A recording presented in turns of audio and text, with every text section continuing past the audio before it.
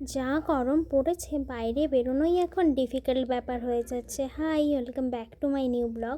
আমি আর মা একটু বেরিয়েছিলাম ভাইয়ের স্কুলে যাওয়ার জন্য। আর রাস্তায় দেখি হোলটি খেলছে আর সবাই নাচানাচি করছে এই গরমের মধ্যে। আমি তো ভাবছিলাম এদের কত এনার্জি, এত গরমের মধ্যেও বাইরে বেরিয়ে কি করে নাচানাচি করছে। তো আমি চলে এসেছি হ্যামিল্টন স্কুলে। আমার ভাই এই স্কুলেই পড়াশুনো করে। তো অ্যাকচুয়ালি ওর ভর্তি করানোর ডেট ছিল আজকে, ও বাড়িতে ছিল না, তাই আমি আর মা চলে গিয়েছিলাম। মায়ের ভর্তি হয়ে যাওয়ার পরে আমি আর মা চলে গিয়েছিলাম একটু ফ্যান্সি স্টোরে, এখানে কিছু কেনাকাটা করার ছিল।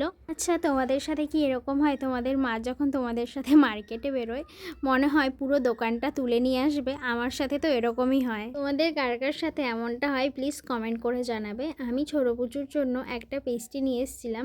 অ্যাকচুয়ালি ও ভীষণ পেস্ট্রি খেতে ভালোবাসে, আর ও খাওয়ার আগে ওর দিদুনকে ফার্স্টে খাইয়ে দিল। ও কি বলছে জানো, হেভি।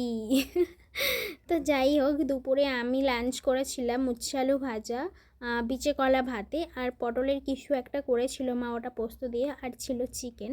রাতে আমি একটু চাউমিন বানিয়েছিলাম, ভীষণ চাউমিন খেতে ইচ্ছে করছিল, তো আমি নিজেই বানিয়ে নিয়েছিলাম এগ চাউমিন আলু দিয়ে। তো ব্যাস, এটাই ডিনার। এখন আসি, দেখা হচ্ছে নেক্সট কোনো ভিডিওতে। বাই।